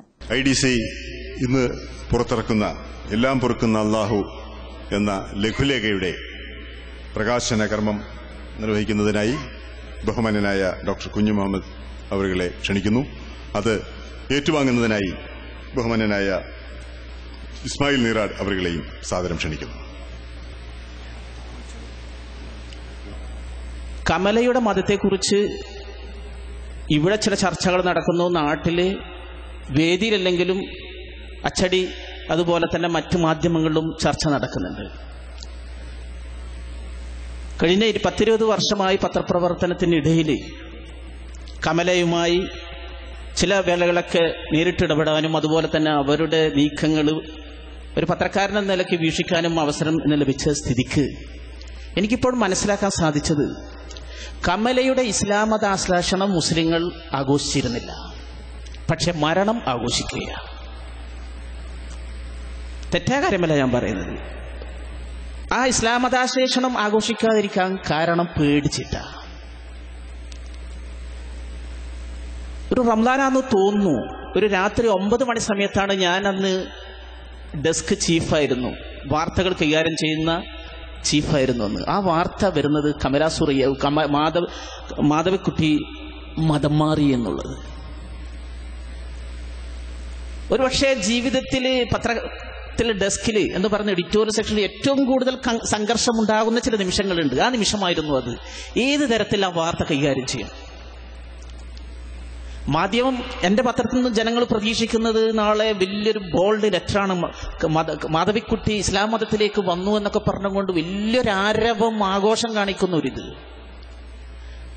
അതേ അവസരം ഏത് മതമാണ് അവർ സ്വീകരിച്ചിരിക്കുന്നത്, എന്താണ് അവരുടെ ചേതോവികാരം, എന്താണ് അതിൻ്റെ അടിസ്ഥാനമെന്നൊക്കെ അറിയാതെ അതിനെക്കുറിച്ച് നമ്മൾ കൊട്ടിഘോഷിച്ചാൽ പിറ്റേന്ന് സംഭവിക്കാവുന്ന പ്രത്യാഘാതത്തെക്കുറിച്ചും ചിന്തിച്ചു. വീട്ടിലേക്ക് പോയ എഡിറ്ററോട് പറഞ്ഞു, ഇങ്ങനെ ഒരു സംഭവം ഉണ്ടായിട്ടുണ്ട്, എന്ത് ചെയ്യണം? എഡിറ്റർ വളരെ അവധാനതയോട് പറഞ്ഞു, അധികം ആഘോഷിക്കാൻ നിൽക്കണ്ട, അകത്തെ പേജ് കൊടുത്താൽ മതി. കാരണം അത് പോസിറ്റീവാവട്ടെ നെഗറ്റീവാവട്ടെ മാധവിക്കുട്ടിയെ പോലെയുള്ള ഒരു കഥാകാരി അല്ലെങ്കിൽ ഒരു സാഹിത്യകാരി ഇസ്ലാമിലേക്ക് കടന്നു വന്ന് എന്ന കാര്യം വിശ്വസിക്കാൻ പോലും നമ്മുടെ കേരളത്തിലെ മനസ്സ് പൊതുധാര സജ്ജമായിരുന്നില്ല അപ്പോൾ. കാരണം മാധവിക്കുട്ടി എപ്പോഴെങ്കിലും ഇസ്ലാമിലേക്ക് വരുമെന്ന് അതിനു മുമ്പ് ആരും തന്നെ സ്വപ്നേവി നനച്ചിരുന്നില്ല എന്നൊരു സത്യമാണ്. പിറ്റേ ദിവസം അതിരാവിലെ എഴുന്നേറ്റ് എല്ലാ പത്രങ്ങളും നോക്കിയപ്പോൾ എല്ലാവരും തന്നെ ഫസ്റ്റ് പേജിൽ കൊണ്ടാടിയിരിക്കുകയാണ്. ഞങ്ങൾ ചർച്ച ചെയ്ത് തീരുമാനിച്ചു, നമ്മളെടുത്ത തീരുമാനം തന്നെയാണ് ശരി. കാരണം അവരുടെ മുന്നിൽ ഇസ്ലാമിലേക്ക് പ്രവേശിച്ചതിനു ശേഷം വലിയൊരു പാത കിടക്കുന്നുണ്ട്. ഇത് ആഘോഷിച്ചു കഴിഞ്ഞാൽ ഒരുപക്ഷെ ഇവിടെ സംഭവിക്കുന്നത് വിപരീതമായ ഒരു ഫലമാണ്. ഇതിന് പ്രധാന കാരണം നേരത്തെ എൻ്റെ സുഹൃത്ത് അഡ്വക്കേറ്റ് സൂചിപ്പിച്ചതുപോലെ ഇസ്ലാമിലേക്ക് ഈ അടുത്ത കാലഘട്ടത്തിൽ പ്രത്യേകിച്ചിട്ടും ഒരു 20-ാം നൂറ്റാണ്ടിൽ നിരവധി പേര് കയറി വന്നിട്ടുണ്ട്. ഇതിനെക്കുറിച്ച് നമുക്ക് വേറെ ചർച്ച ചെയ്യേണ്ടിയിരിക്കുന്നത്. എന്നാൽ നമ്മുടെ ഭാഗത്ത് നിന്ന്, ഈ കിഴക്കൻ ഭാഗത്ത് നിന്ന്, ഏഷ്യയിൽ നിന്ന്, പ്രത്യേകിച്ച് ഇന്ത്യയിൽ നിന്ന് പേര് കേട്ട് അറിയപ്പെടുന്ന ഒരു വ്യക്തിയും ഇസ്ലാമിൽ കടന്നു വന്നിട്ടില്ല. ആർക്കെങ്കിലും പറയാൻ പറ്റുമോ? എടുത്തു പറയപ്പെടുന്ന ഒരാളുടെ പേര് ഞാൻ പലതും നോക്കി കാണുന്നില്ല. പ്രത്യേകിച്ചും ഇന്ത്യയിൽ ഒരു കാര്യം മനസ്സിലാക്കേണ്ടത്, ഇന്ത്യ പാകിസ്ഥാനും അതുപോലെ തന്നെ ബംഗ്ലാദേശ് അവിഭക്ത ഇന്ത്യയിൽ ചുരുങ്ങിയത് ലോകത്തിലെ മുസ്ലിങ്ങളുടെ 1/3 50 കോടി ജനങ്ങൾ ജീവിക്കുന്നുണ്ട്. ഈ 50 കോടി ജനങ്ങളും ഏതൊക്കെയോ ജാതിയിൽ നിന്ന് ഇറങ്ങി വന്ന ഹിന്ദുക്കളാണ്.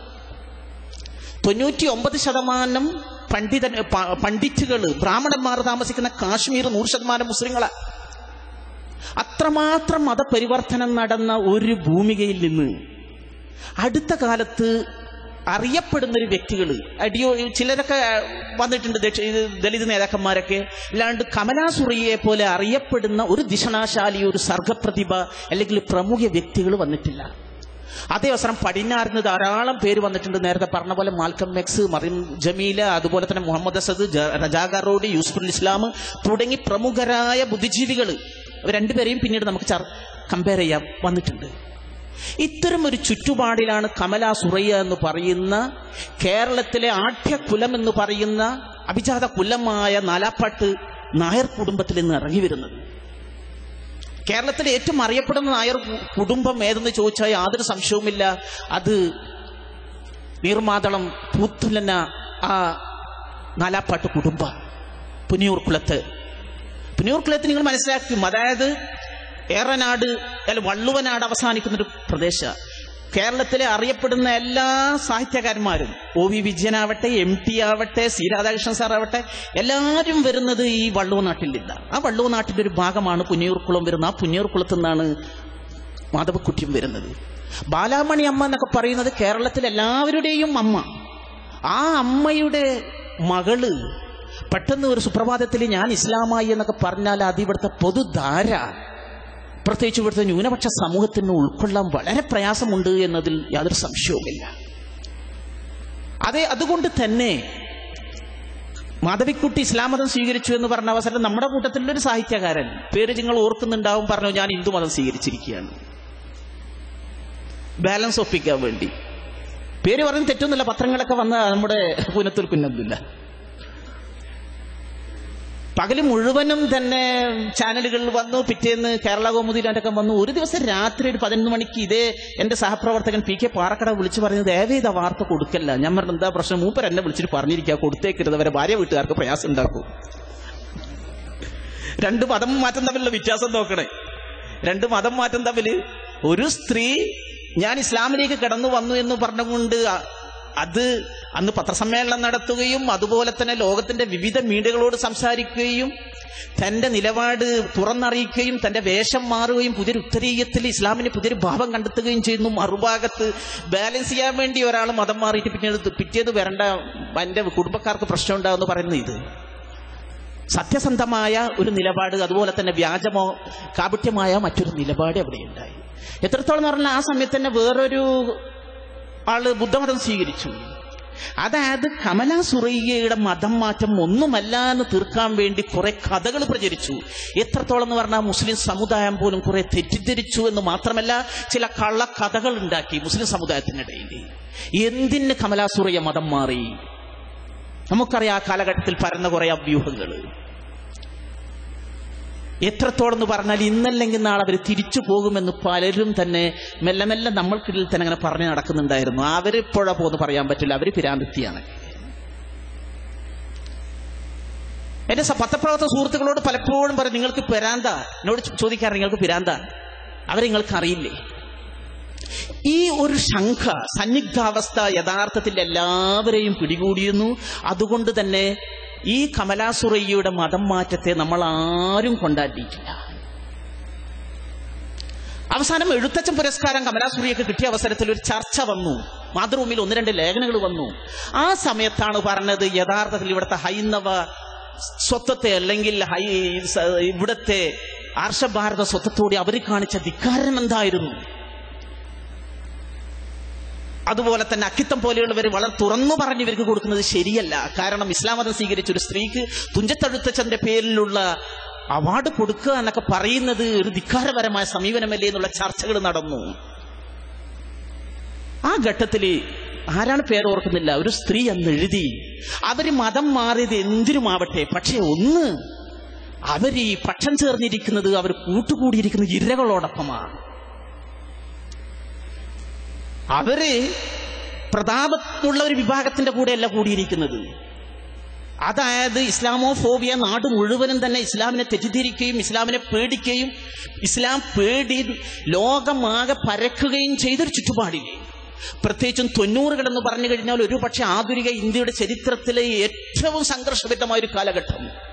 ബാബരി മസ്ജിദ് തകരുകയും രാജ്യത്തിന്റെ നാനാഭാഗത്ത് മുസ്ലിങ്ങളായതിന്റെ പേരിൽ അറുകൊല ചെയ്യപ്പെടുകയും ചെയ്യുന്ന ഒരു ചുറ്റുപാടിൽ ഭയത്തിന്റെയും ശങ്കയുടെയും അവിശ്വാസത്തിന്റെയൊക്കെ അന്തരീക്ഷം നിലനിൽക്കുന്ന ഒരവസരത്തിലാണ് ഞാൻ നിങ്ങളുടെ കൂടെയാണെന്നും പറഞ്ഞുകൊണ്ട് നാലാപ്പാട്ട് തറവാട്ടിൽ നിന്ന് ഈ സ്ത്രീ ഇറങ്ങി വരുന്ന ആ മുഹൂർത്തം. ഈ മുഹൂർത്തത്തിനെ കുറിച്ച് ഞാൻ ചെറിയൊരു ചരിത്രപഠനം നോക്കിയ അവസരത്തിൽ വില്യം പിക്താള് മതം മാറുന്നത് ഒന്നാം ലോകമഹായുദ്ധത്തിൽ തുർക്കി അമ്പയെ പരാജയപ്പെടുകയും തുർക്കിയെ ഇസ്ലാമിന്റെ ഖിലാഫത്ത് നശിപ്പിക്കാൻ വേണ്ടി ബ്രിട്ടീഷ് ഗവൺമെന്റ് വളരെ ഗൂഢാലോചന നടത്തുകയും ചെയ്ത അവസരത്തിലാണ് അന്ന് പിക്താള് മതം മാറിയത്, വില്യം പിക്താള് മതം മാറിയത്.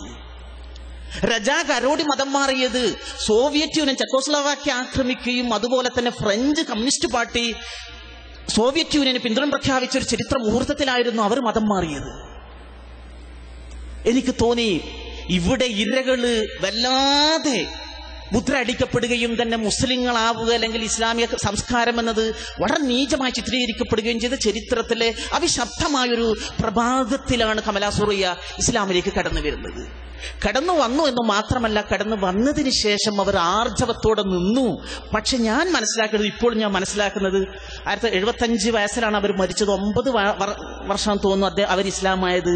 അവരോട് സംവദിക്കാൻ, അവരോട് സംസാരിക്കാൻ, അവരോട് ചർച്ച ചെയ്യാൻ പറ്റിയ ഒരു മുസ്ലിം നമ്മുടെ കേരളത്തിൽ ഉണ്ടായിട്ടില്ല എന്നുള്ളതാണ്. അവരുടെ മനസ്സറിയാൻ അത് വേണ്ടിയിരുന്ന സാഹിത്യകാരന്മാരുടെ കൂട്ടത്തിൽ നിന്ന്. പക്ഷെ സാഹിത്യകാരന്മാരുടെ കൂട്ടത്തിൽ നമുക്കറിയാം ആരെങ്കിലും ആ കോലത്തിലും ആ രൂപത്തിലും മാനസികമായി ഉയർന്നവരും ഉണ്ടായിരുന്നില്ല.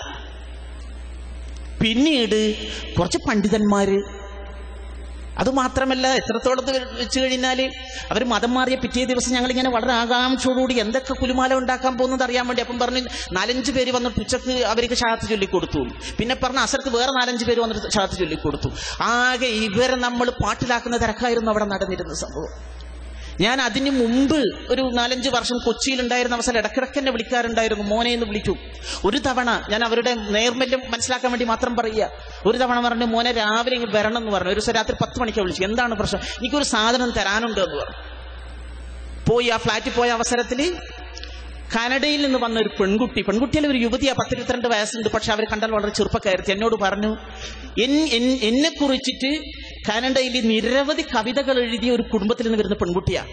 ഈ പെൺകുട്ടി നന്നായിട്ട് കവിത എഴുതും, അതോടൊപ്പം തന്നെ ഈ പെൺകുട്ടി ഒരു അഭിനേത്രിയാണ്, അതുമാത്രമല്ല ചരിത്രകാരി എന്നൊക്കെ പറഞ്ഞ് പരിചയപ്പെടുത്തി. അതുകൊണ്ട് നാളെ മാധ്യമത്തിൽ ഒരു സാധനം കൊടുക്കുന്നു.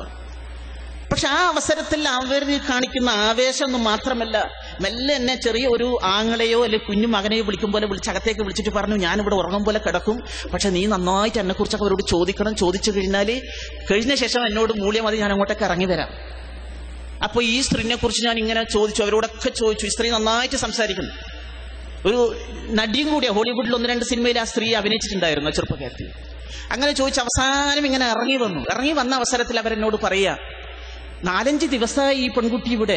വൈകുന്നേരം എന്നോട് പലരും വിളിച്ച് പറയുക, ഞങ്ങൾ ഈവനിങ് വാക്കിന് പോകാന്ന്. ഈവനിങ് വാക്കിന് പോയിട്ട് വേണം ഇതിനെ റേപ്പ് ചെയ്യാൻ വേണ്ടിയേ. ഈ റേപ്പ് എന്നുള്ള വാക്ക് കേൾക്കുന്ന അവസരം ആ സ്ത്രീ എന്നെ തന്നെ നോക്കുന്നത്, എന്താണ് ഇവർ പറയുന്നത് എന്നുള്ളത്. കാരണം ഇവർ പറയുന്നത് ഈ 4-5 പേര് ഇവിടെ വൈകുന്നേരം വന്നിട്ട് പറയാ, ഞങ്ങളുടെ കൂടെ വിട്ടു തന്നെ, എനിക്ക് വേണം കുട്ടീനെ റേപ്പ് ചെയ്യാൻ. ഇപ്പം പുറത്തിറങ്ങി നടക്കാൻ പറ്റാത്തൊരു കാലഘട്ടമല്ലേ. അവസാനം എന്നോട് ചോദിച്ചു, കാസിം ഒരു കാര്യം ചെയ്യും, ഒന്ന് ഇവളെ തട്ടേക്കാട് കൊണ്ടുപോകും, കോതമംഗലത്തിനടുത്ത് തട്ടേക്കാട് പക്ഷി സങ്കേതത്തില്. ഞാൻ അത്ഭുതപ്പെട്ടു പോയി. ഇവിടെ കുറെ പേര് റേപ്പ് ചെയ്യുന്ന പേടിക്കുന്ന അവസരത്തിൽ എന്റെ വിട്ടു തരാൻ വേണ്ടി തയ്യാറാകും തട്ടേക്കാട് കാട്ടിലേക്ക്. ഞാൻ അപ്പോൾ മനസ്സിലാക്കി, ഈ സ്ത്രീക്ക് മുമ്പേ ഇസ്ലാമിനോടും മുസ്ലിങ്ങളോടും ഒരു പ്രതിപത്തി ഉണ്ട് എന്നുള്ളത്. ഞാനിത് ഇവിടെ വന്നിട്ട് ഞങ്ങൾ ഡെസ്കിൽ വന്നിട്ട് പറഞ്ഞു, ഞങ്ങൾ എഡിറ്ററോട് പറഞ്ഞു, ഇങ്ങനെ അവര് പറഞ്ഞു, സംസാരിച്ചു എന്നൊക്കെ. അപ്പൊ അവർക്ക് അന്നേ മുസ്ലിങ്ങളുടെ വിശ്വാസം ഉണ്ടായിരുന്നു എനിക്ക് തോന്നുന്നു. അന്ന് MD നാലപ്പാട് പത്രത്തിൽ എഴുതുന്നൊരു സമയമായിരുന്നു. എന്നോട് പറയും, എനിക്ക് രാവിലെ പത്രം കണ്ടില്ലെങ്കിൽ ഉറക്ക വരില്ല, അതിന്റെ സെന്റർ പീസ് കാണണ്ടേ. എന്റെ മോനും ഇപ്പൊ എന്തുമാത്രം സന്തോഷത്തില. ആ നിലക്കുള്ള മാനസികമായ ഒരവസ്ഥ അവരുടെ ആത്മകഥ വായിച്ചാൽ നിങ്ങൾക്ക് മനസ്സിലാക്കാൻ സാധിക്കും. അവർ കുട്ടിക്കാലത്ത് കൽക്കത്തയിലുള്ള അവസരത്തിൽ അവിടുത്തെ മുസ്ലിങ്ങൾ ഗഗാൻ എന്ന് പറയുന്ന ഒരു പാവാട പോലെയുള്ള ഒരു വസ്ത്രം അണിഞ്ഞിരുന്നു. അത് അണിയാൻ വേണ്ടി ഭയങ്കര ആഗ്രഹം പിടിപ്പിച്ചപ്പോൾ അപ്പൊ അച്ഛൻ പറഞ്ഞു പോലും, അത് മാപ്പിളാരുടെ ഡ്രസ്സാ, മോൾ ഇടണ്ടെന്ന് പറഞ്ഞു. ഞാൻ അറിഞ്ഞിടത്തോളം അവര് കൽക്കത്തയിലുള്ള അവസരത്തിൽ ഒരു മുസ്ലിം ചെറുപ്പക്കാരനുമായി പ്രണയബന്ധത്തിലായിരുന്നു. ഒരു മുസ്ലിമിനെ കല്യാണം കഴിക്കാനുള്ള ശ്രമം നടത്തിയിരുന്നു. പക്ഷെ അന്നത്തെ കാലഘട്ടത്തിൽ ആ 50കളിലോ 40കളിലോ നായർ തറവാട്ടിൽ, പ്രത്യേകിച്ചും നാലാപ്പാട്ട് കുടുംബത്തിൽ ചിന്തിക്കാൻ പോലും പറ്റാത്തൊരു സംഭവമായിരുന്നു അത്. അതിനുശേഷം അവർ ജീവിതത്തിന്റെ പല ഭാഗത്തും കടന്നു വന്നപ്പോഴൊക്കെ തന്നെ അവർ ഒന്ന് മനസ്സിലാക്കി, അവര് പലപ്പോഴും തന്നെ ഇസ്ലാമിക ചിഹ്നങ്ങളെ, ഷിയാറുകളെ ഇഷ്ടപ്പെട്ടിരുന്നു. ഒരു തവണ സംസാരിക്കുന്ന അവസരത്തിൽ പറഞ്ഞു, എനിക്ക് നിങ്ങളെ കണ്ണൂർക്കാരോട് ഭയങ്കര അസൂയ. എന്താ? അപ്പൊ നിങ്ങളെ പുതിയാപ്പിളാരും നല്ല ഭാഗ്യവാന്മാരാ. അപ്പം പറഞ്ഞു, പുതിയാപ്പിളാര് മാത്രല്ല, ആ വീട്ടിലിരിക്കുന്ന സ്ത്രീകളുണ്ടല്ലോ, അവരെ പോലെ സന്തോഷാർക്കം ഉണ്ടാകുക. വൈകുന്നേരം വരെ ഭർത്താവിനെ കാത്തിരിക്കുന്ന മാനസികമായ അവസ്ഥ ഉണ്ടല്ലോ, ഓ എന്ത് മനോഹര. അവര് ഒരു തവണ പറഞ്ഞിരുന്നു, ഞാൻ തിരുവനന്തപുരം ചാല മാർക്കറ്റിൽ പർദ്ദയിട്ട് ദിവസം പച്ചക്കറി വാങ്ങാൻ പോവാറുണ്ട് എന്ന്. ഇതിന്റെ അർത്ഥം എവിടെയൊക്കെയോ അവരുടെ മനസ്സിന്റെ അകത്ത് അവർ ജീവിക്കുന്ന ആ നായർ സമൂഹത്തെക്കുറിച്ച്, നാലാപ്പാട്ട് തറവാട്ടിനെ കുറിച്ച് അവർക്ക് മോശമായ ഒരു അഭിപ്രായമുണ്ട്. അതോടൊപ്പം തന്നെ ഇസ്ലാമിനെ കുറിച്ച് അല്ലെങ്കിൽ മുസ്ലിം സമൂഹത്തെക്കുറിച്ച്, മറിയം ജമീലയുടെ കഥ ഇത് വായിച്ചപ്പോൾ, ചരിത്രം വായിച്ചപ്പോൾ എനിക്ക് മനസ്സിലാക്കാൻ സാധിച്ചു, മറിയം ജമീല ഒരു ജൂത സ്ത്രീയാണ്. മറിയം ജമീലയുടെ കാഴ്ചപ്പാട് നിങ്ങൾ മനസ്സിലാക്കേണ്ടത്, അവര് മോഡേണിസ്റ്റുകളുടെ കൂട്ടത്തിൽ ഏറ്റവും വലിയ സുന്നിയാണ്. അതായത് ഈ പഴയ ഷിയാറുകൾ മുഴുവനും തന്നെ കാത്തു സൂക്ഷിക്കണമെന്നും മോഡേണിസ്റ്റുകൾ എന്ന് പറഞ്ഞ മുഹമ്മദ് അസദിനെ പോലും അവർ തള്ളിപ്പറഞ്ഞിരിക്കുകയാണ് അവസാന ഘട്ടത്തിൽ. മറിയം ജമീല, അവര് മറിയം ജമീല എന്ന് പറഞ്ഞ മാർക്കറ്റ് മർക്കൂസ് എന്ന് പറയുന്നൊരു സ്ത്രീയാ. ആ സ്ത്രീ ചെറുപ്പക്കാരത്തിയായ ജൂത സ്ത്രീ 12ാമത്തെ വയസ്സിൽ തന്നെ എഴുതാൻ തുടങ്ങിയിരുന്നു. പക്ഷെ അവരുടെ ഏറ്റവും വലിയ ഇഷ്ടം മുസ്ലിങ്ങളുടെ ഡ്രസ്സ്, മുസ്ലിം ഭക്ഷണം, മുസ്ലിം പാട്ട്, മുസ്ലിം കാലിഗ്രഫി ഒക്കെയായിരുന്നു. അവസാനം ഇസ്ലാം മതം സ്വീകരിച്ചും കൊണ്ട് അവർ പാകിസ്ഥാനിലേക്ക് വരികയും അതുപോലെ തന്നെ അറിയപ്പെടുന്ന എഴുത്തുകാരിയായി മാറുകയും ചെയ്തിരിക്കുകയാണ് അവർ. അതുപോലെ തന്നെ റജാ ഗരോഡിനെ കുറിച്ച് ഞാൻ വായിച്ച അവസരത്തിൽ, റജാ ഗരോഡിയുടെ ഒരു പുസ്തകമുണ്ട്, ഇസ്ലാം രാജപാത എന്ന് പറയുന്ന പുസ്തകം. ആ പുസ്തകത്തിൽ കാര്യമായിട്ടും ഇസ്ലാമിലെ സൗന്ദര്യശാസ്ത്രത്തെ കുറിച്ചാണ് പറയുന്നത്. ഇസ്ലാം പാശ്ചാത്യ നാഗരികതക്ക് കൊടുത്തതിനെ കുറിച്ചാണ് സംസാരിക്കുന്നത്. കോർദോവയിൽ അദ്ദേഹത്തിന്റെ മ്യൂസിയം തുടങ്ങിയിരിക്കുക, അന്തലൂസിയയിൽ. അതുപോലെ തന്നെ 12ാം നൂറ്റാണ്ടിലെ ഓപ്പറേഷന് അന്നത്തെ വിശ്വഗ്വരനായ മുസ്ലിം ഡോക്ടർ ഉപയോഗിച്ച കത്തി അവിടെ അവർ വെച്ചിരിക്കുകയാണ്. അവരും തന്നെ ഇസ്ലാമിന്റെ സാംസ്കാരികമായ വശങ്ങളെ, അതിന്റെ ഷിയാറുകളെയാണ് ഏറ്റവും ഇഷ്ടപ്പെടുന്നത്. ഇത് ഞാൻ പറയുന്നത്, ഇത്തരം ഷിയാറുകളെ ഇഷ്ടപ്പെടുന്നവരും എല്ലാ മതത്തിലേക്ക് കയറി വരുന്നൊരവസ്ഥ, അത് തന്നെയാണ് ഇവരെ കാര്യത്തിലും വന്നത്. മാധവിക്കുട്ടി എന്ന് പറയുന്നതിന് അവരുടെ മതം യഥാർത്ഥത്തിൽ രണ്ടെണ്ണ, ഒന്ന് സ്നേഹം, വേറൊന്ന് സൗന്ദര്യം. സ്നേഹം എന്ന് പറഞ്ഞത് ഒരു സ്ത്രീക്ക് ഏറ്റവും വലുത് സ്നേഹമാണ് എന്ന് വിശ്വസിക്കുന്ന ഒരു സ്ത്രീയാണ് കമലാ സുരയ്യ.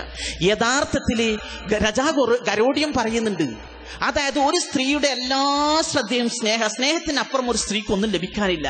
പക്ഷേ പുരുഷന് വേറെ കുറെ വ്യവഹാരങ്ങളുണ്ട്, കച്ചവടമുണ്ട്, മറ്റു പല ബുദ്ധിപരമായ കുറച്ച് വ്യവഹാരങ്ങളുണ്ട്. പക്ഷെ സ്ത്രീകളുടെ ഏറ്റവും വലിയ സ്നേഹമാണ്. അതുകൊണ്ട് തന്നെ സ്നേഹത്തെ മതമാക്കി മാറ്റിയെടുത്തു. പക്ഷേ സ്നേഹത്തെ മതമാക്കി മാറ്റിയമല്ല, മതത്തെ ആഘോഷമാക്കിയ ഒരു സമൂഹം ഉണ്ടെങ്കിൽ യാതൊരു സംശയമില്ല മുസ്ലിങ്ങളാ. ഇവിടെ നന്നായിട്ട് ജീവിക്കുന്നു, പരലോകത്ത് ഇതിനേക്കാൾ നല്ല ജീവിതമുണ്ട് എന്ന് വിശ്വസിക്കുകയും ചെയ്യുന്ന ഒരു സമൂഹം.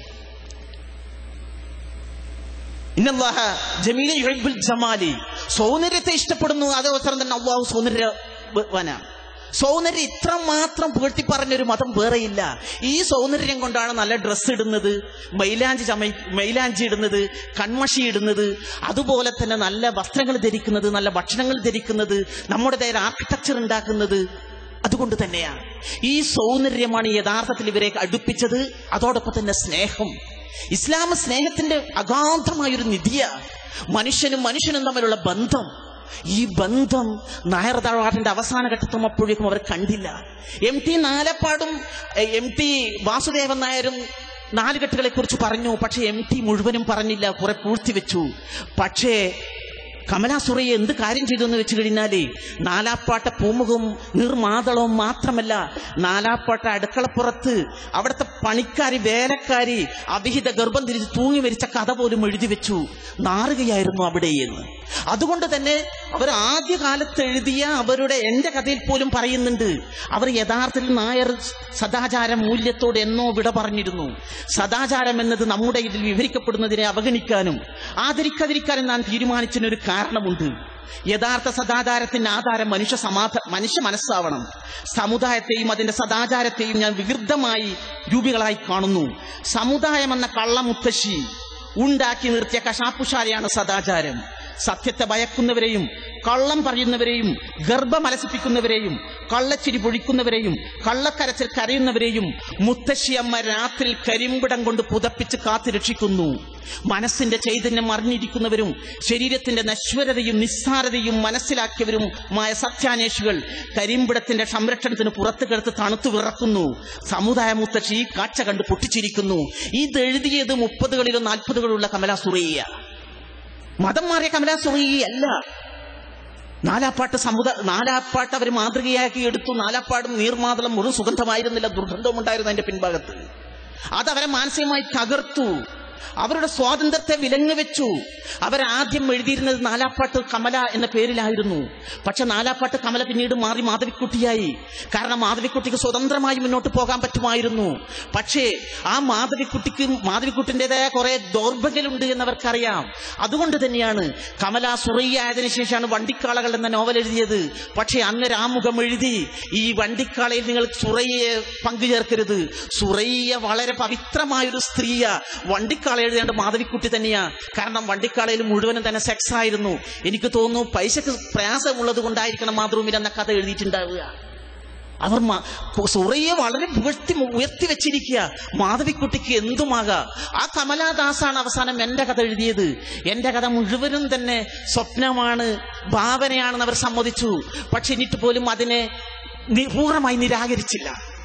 ഇപ്പോൾ പോലും അവസാന നിമിഷത്തിൽ പോലും ഞാൻ ചെയ്തത് മുഴുവനും തെറ്റാണ് എന്ന് അവർ ഒരിക്കലും തന്നെ പറഞ്ഞിട്ടില്ല. പക്ഷെ അവരൊരു ഒഴുക്ക പ്രവാഹമാണ്, സത്യം തേടിയുള്ള പ്രവാഹം. ഞാൻ കണ്ട വേറൊരു പ്രത്യേകത, നേരത്തെ പറഞ്ഞ റജാ അരോദി ആവട്ടെ, മറിയം ജമീലി ആവട്ടെ, മുഹമ്മദ് അസദ് ആവട്ടെ, അതുപോലെ തന്നെ പിക്താളാവട്ടെ, അവരെല്ലാം തന്നെ ഇസ്ലാം മതം സ്വീകരിച്ചത് അവരുടെ ജീവിതത്തിന്റെ താരുണ്യത്തിലാ. റജാ അരോദി ഒരുപക്ഷെ അപവാദമായിരിക്കാം, ചെറുപ്പ കാലഘട്ടത്തിലാണ്. 1926 മുഹമ്മദ് അസദ് ഇസ്ലാം മതം സ്വീകരിക്കുന്നത്. 1958 അദ്ദേഹം മരിക്കുന്നത്. മറിയം ജമീൽ ഇപ്പോഴും ജീവിച്ചിരിപ്പുണ്ട് അല്ലെ? ആ നിലക്കാണുള്ളത്. പിത്താള് വളരെ ചെറുപ്പത്തിലാണ് ഇസ്ലാം മതം സ്വീകരിച്ചത്. ഇസ്ലാമിക് ഖുർആനിന് പരിഭാഷ എഴുതിയ അദ്ദേഹം. അവരൊക്കെ തന്നെ ഇസ്ലാമിനെ സ്വീകരിച്ചത് ബുദ്ധി കൊണ്ടായിരുന്നു, തലച്ചോറ് കൊണ്ടായിരുന്നു. പക്ഷെ കമലാ സുറയ്യ ഇസ്ലാമിനെ സ്വീകരിച്ച് ഹൃദയം കൊണ്ടായിരുന്നു, മനസ്സുകൊണ്ടായിരുന്നു. ഒരുപക്ഷെ കമലാ സുറയ്യയിൽ ഇസ്ലാമിന് കാര്യമായിട്ടൊന്നും കിട്ടിയിട്ടില്ല.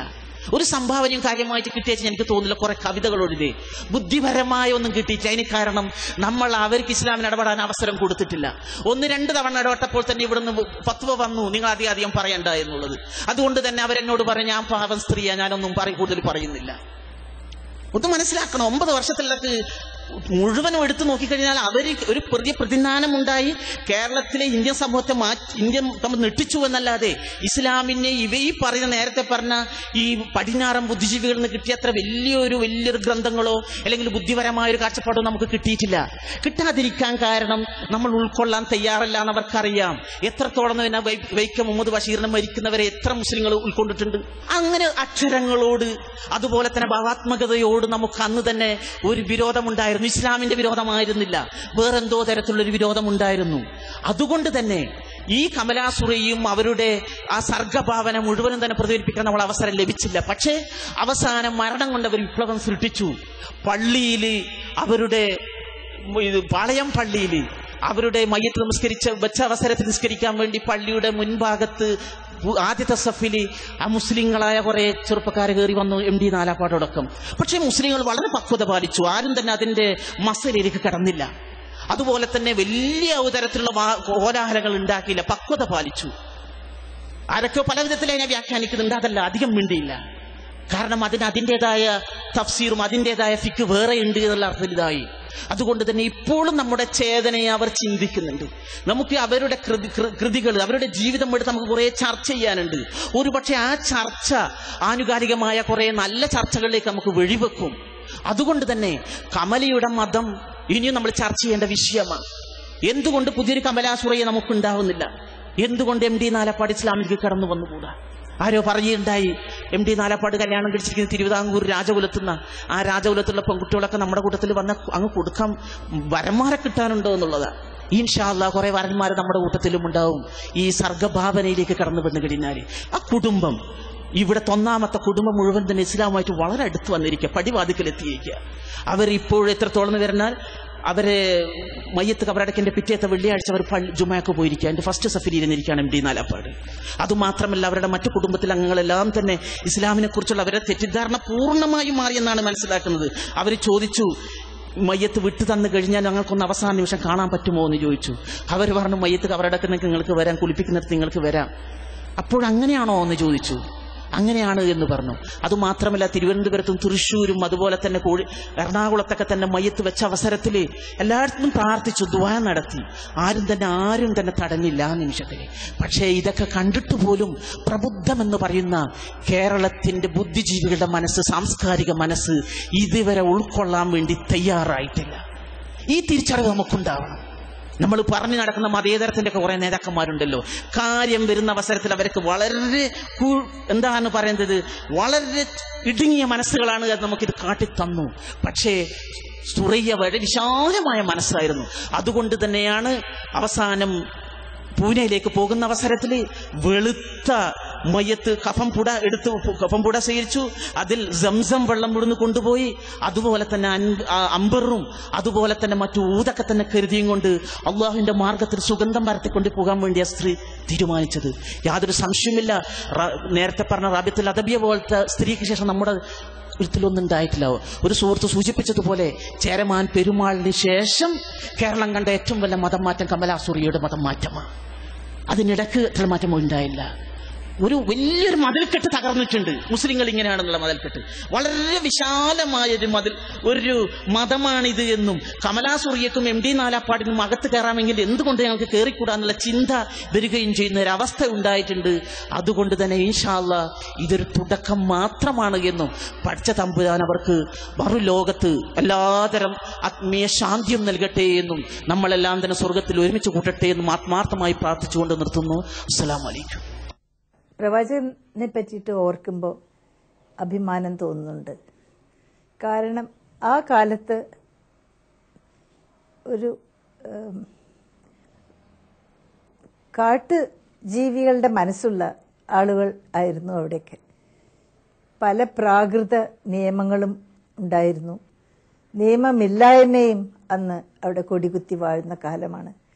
അന്ന് മനുഷ്യനെ നന്നാക്കാൻ, മനുഷ്യനൊരു ചിട്ട വരുത്താൻ, മനുഷ്യ ജീവിതത്തിന് ഇദ്ദേഹം ജനിച്ചു.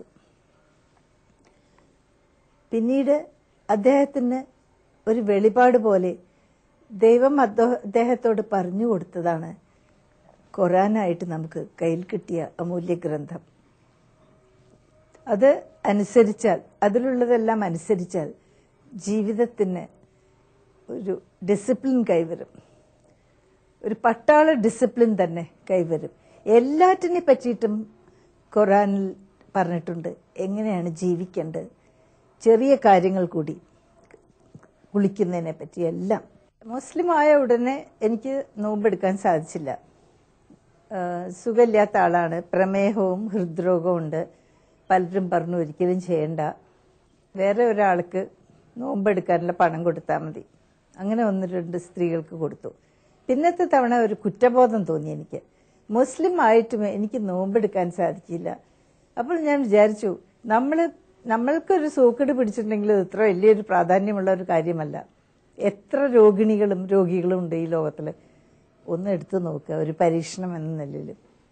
അത് കുറച്ച് എനിക്ക് ഇൻസുലിൻ എടുക്കണതൊക്കെ ഞാൻ ഒന്ന് നീട്ടി, കുറച്ച് ഭക്ഷണം കഴിച്ചിട്ട് എടുക്കുക എന്നായി. മറ്റേത് ടൈമൊക്കെ മാറ്റി.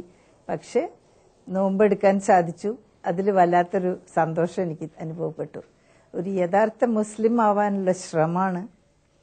മരിക്കുമ്പോഴും ഒരു യഥാർത്ഥ മുസ്ലിമയായിട്ട് മരിക്കണം എന്ന് ആഗ്രഹിക്കുന്നുണ്ട്. ഇസ്ലാം മതം പ്രകാരം നമസ്കാരം, പിന്നെ ഹജ്ജ് പോവ്, പിന്നെ സക്കാത്ത് അതിലൊരു പ്രാധാന്യം അർഹിക്കുന്ന ഒരു ഇനമാണ്. അതായിരിക്കാം എനിക്ക് വളരെ ആകർഷണം തോന്നിപ്പോയത്. കാരണം ജീവിതത്തിൽ, ലോകത്തിൽ 2 വകുപ്പുകാരാണ്, കൊടുക്കുന്നവരും എടുക്കുന്നവരും. എന്നും കൊടുക്കുന്നവളായി ജീവിച്ചതുകൊണ്ടാവാം ആ വാക്ക് ഞാൻ വളരെ അർത്ഥമുള്ളതായി എടുത്തു. ബാല്യകാലത്ത് ഉമ്മയോ മറ്റോ സ്നേഹത്തോടെ മടിയിലിരുത്തി പറഞ്ഞു കൊടുത്തിട്ടുള്ള പാഠങ്ങൾ ഒരിക്കലും മറക്കില്ല മനുഷ്യൻ. അതില്ലേ ഹോട്ടലിൽ പോയി താമസിച്ച് ഭക്ഷണം കഴിക്കുന്നവർ പഞ്ചനക്ഷത്ര ഹോട്ടലിലായിരിക്കും ദിവസവും ഭക്ഷണം. അവരുടെ ശരീരം നന്നാവില്ല, ഒരു ദഹനം കേടുവരും. കാരണം സ്നേഹം കൂട്ടിക്കൊടുത്തിട്ടില്ല. വീട്ടിലെ ഉമ്മയും ഭാര്യയും ഒക്കെ സ്നേഹത്തോടെ വിളമ്പി സ്നേഹത്തിന്റെ ആ ഫ്ലേവർ കൂട്ടിയിട്ടുള്ള ഭക്ഷണം അവർക്ക് ദേഹത്തിന് പിടിക്കും, ആരോഗ്യം നന്നാവും. അതുകൊണ്ട് എല്ലാറ്റിനും സ്നേഹം ചേർത്ത് കൊടുക്കണം, എന്തും. എന്നാലേ അത് ഓർമ്മയിൽ സ്ഥിതി ചെയ്യുള്ളൂ, അത് ശരീരത്തിനും മനസ്സിനും ആരോഗ്യം പ്രദാനം ചെയ്യുകയുള്ളൂ. അതുകൊണ്ട് ഇസ്ലാം എന്നെ പഠിപ്പിച്ചിരിക്കുന്നത് പലവിധം സക്കാത്തുകളാണ്. ഒടുവിലത്തെ സക്കാത്ത് നാം ആത്മബലിയാണ്. നാം തന്നെ ദൈവത്തിന് നമ്മുടെ ബലി കൊടുക്കുക, സ്വയം ബലി കൊടുക്കുക, എല്ലാം അവസാനിപ്പിക്കുക.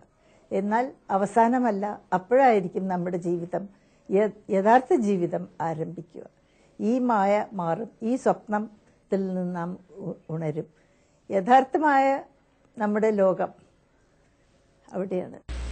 ഇന്ന് നമുക്കറിയാം, കമലാ സുരയ്യ എന്ന എഴുത്തുകാരിയുടെ മരണാനന്തരം ഇമെയിലുകളിലൂടെയും പത്ര ദൃശ്യമാധ്യമങ്ങളിലൂടെയുമൊക്കെ പ്രഹരിച്ചുകൊണ്ടിരിക്കുന്ന വിവാദങ്ങൾ, അവരുടെ മതം മാറ്റത്തെ കേവലം പ്രണയത്തിൻ്റെ നിറച്ചാർത്തുകൾ നൽകിക്കൊണ്ട് ഒരുപക്ഷെ നമുക്ക് വിശ്വസിക്കാൻ പോലും കഴിയാത്ത രീതിയിൽ വളരെ മ്ലേച്ഛമായി അഴീക്കോടിനെ പോലുള്ള സാംസ്കാരിക നായകന്മാർ പോലും അതിൽ നിരന്തരമായി ഇടപെട്ടുകൊണ്ട് അവരുടെ മതം മാറ്റത്തെ വളരെ ലളിതവൽക്കരിക്കാനുള്ള ഒരു ശ്രമം ഇപ്പോഴും തുടർന്നുകൊണ്ടിരിക്കുകയാണ്.